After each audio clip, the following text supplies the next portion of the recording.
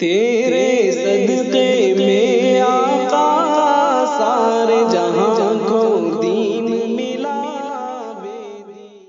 کیا مرحومین کی طرف سے بھی قربانی کا حصہ دیا جا سکتا ہے یا صرف ان لوگوں کی طرف سے جو باحیات ہیں؟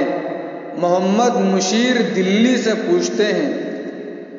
دیکھیے، قربانی ایک مالی عبادت ہے اور اہل سنت والجماعت کے نزدیک مالی عبادت بالاتفاق دوسرے شخص کی طرف سے کی جا سکتی ہے۔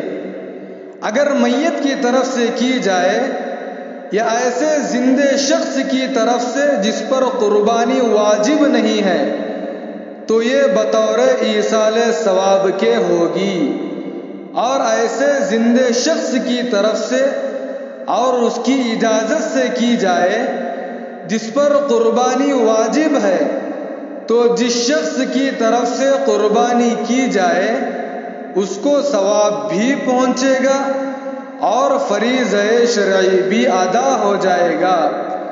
حدیث سے بھی ثابت ہے کہ حضرت علی رضی اللہ تعالیٰ عنہ رسول اللہ صلی اللہ علیہ وسلم کی طرف سے آپ صلی اللہ علیہ وسلم کی وفات کے بعد قربانی کیا کرتے تھے۔